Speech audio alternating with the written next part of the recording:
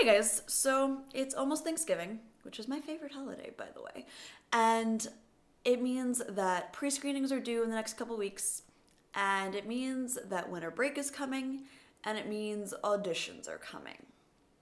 And I know that's scary, and I know it's not something that you necessarily want to think about over your break, but unfortunately, for those of you who are auditioning this year, it's something that you do have to think about. And it means that your break can't be as stress-free as those of us who aren't in school anymore. Though I don't really get a break because I still have to work through Christmas. But you know, whatever. But I wanted to talk about some of the things that are good and bad to do over winter break so that you can have the best auditions you can possibly do and also actually have some fun and not just spend your entire time in your room practicing, because that's not going to be super helpful either. You need that time to relax and revitalize yourself going into the winter semester, because the winter semester is never fun. All of us know that. The first thing is make sure that you have time set aside to practice. With family commitments and holidays and everything like that, it can be really, really difficult to go, hey, I have to go practice. Especially if it's your last year at home or your friends are home. It's really, really difficult to go, hey, I don't have time for this. I have to go practice. One of my favorite tactics is do it in the morning. No one wants to be awake and moving, and I know that you don't want to be awake and moving, but like if you start practicing at 10 o'clock, that still gives you enough time to sleep in. And it means that very few people are going to be doing things just yet.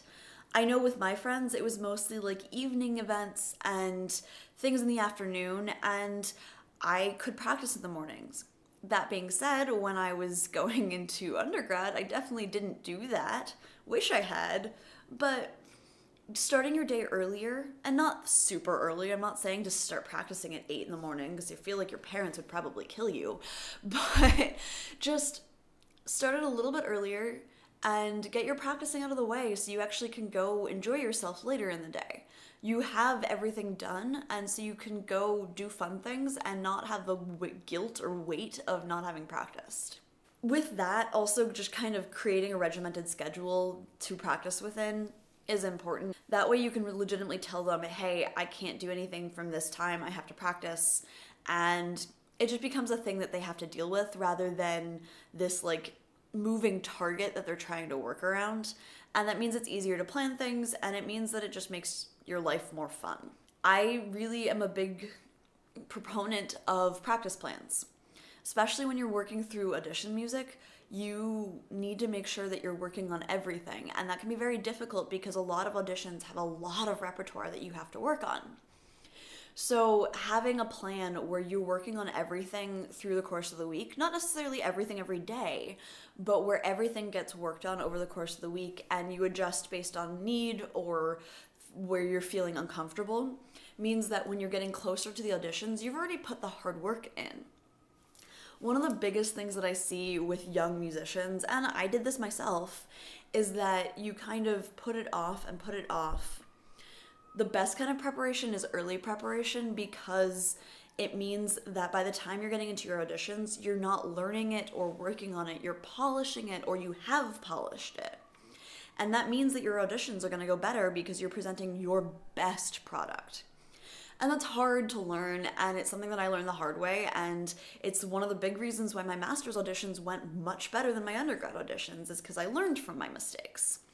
That being said, I think if I were going back into school, I would be even better this time because I learned from my master's auditions process as well.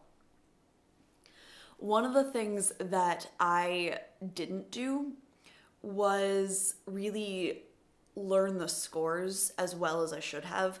Obviously, I knew the Mozart Concerto really well because I'd played it so many times, but I was also playing Chamolinos. And chant is very, very difficult, in case you didn't know. And it has a very complicated piano part. And that was something that I was less comfortable with. And a couple of my auditions even required me to play with piano. In fact, the one I played with piano was probably my worst audition the entire time I was auditioning for my master's. One, because I was unfortunately paired with a pianist who wasn't super great at it. And two, because I was thrown by the fact that she wasn't super great and didn't know the part well enough to recover.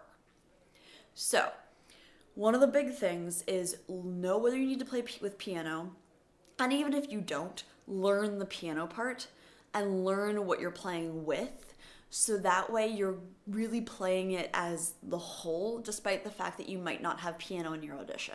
One of the things that professors can really hear in your audition is whether you're playing with the rest of the music in mind. That's true with orchestral excerpts as well. Knowing what's happening in the excerpt that you're playing is really important, not just knowing your part, because it does affect how you play it. And that's something that you can do over break because you're not necessarily working on schoolwork and everything like that. You have a little bit more time. And again, I know there's a lot of influence from family and friends and the fact that it's a very busy time of year, but it's something that you can go take an hour. Like, everyone who's home for winter break knows that sometimes your parents get a little overwhelming, so it's an excuse to kind of lock yourself in your room, and they can't really say anything about it because you're doing work. And I know that doesn't seem like a lot of fun, but it's worth the hour of your time every few days to go do. And it really, really does affect the way you play, especially in an audition where they're really looking for your musical knowledge. That's a big thing, is that they're not just looking for can you play, they're looking for informed musicians. Especially in grad auditions, they're looking for people who are informed and excited. The last thing that you can do when you're home for winter break is use your family as a live audience. I know whenever I'm home, or especially when I'm visiting relatives, they always want me to play. And conveniently, audition music is actually really good for families because it's usually pretty conservative in terms of its sound. I know I have a hard time finding things that my family is gonna like because I play so much experimental music, and they're a little bit more conservative in their ears, which is fine. There's nothing wrong with that. It's just not something that they necessarily want to hear from me, and I'm aware of that. But Mozart concertos and Beethoven and Bach and a lot of the things that we play for auditions are super big crowd pleasers with parents and family and friends even.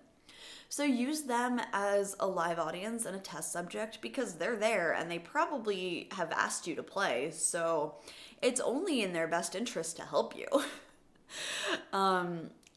Playing for other people means that you're less nervous when you get into the audition panel, especially playing for family. At least for me, I want to impress them. I want them to be proud of me, and I want them to think I sound good because they're the people supporting me.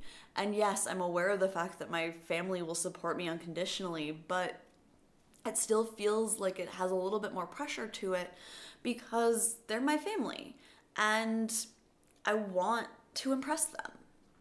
And I felt the same way with the panel at my auditions, and that's a cool thing to have practice in. And I know I've said a lot of these things in different ways over the course of the last 5 years, and that's not wrong. These are things that are hard to kind of comprehend when you're in the thick of it. And the only reason that I can look back on my audition experiences and have this information is because I'm older and I can learn from my mistakes. So, the last thing I want to leave you guys with about preparation for auditions is every single one is preparation for the next one.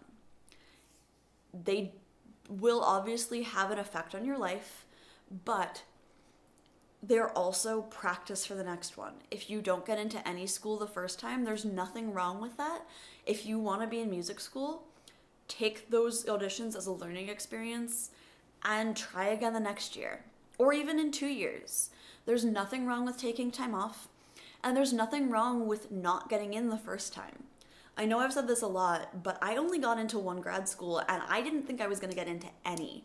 I was already planning to move back home and do a diploma in my hometown, and I got very lucky and I got into an incredible grad school, but that wasn't guaranteed.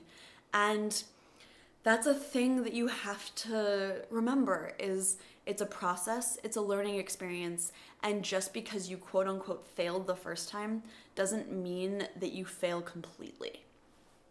So, I hope this was helpful. If you like this video, give it a like. If you're new here, subscribe. If you want to support me more, check out my Patreon, and I will see you guys on Thursday.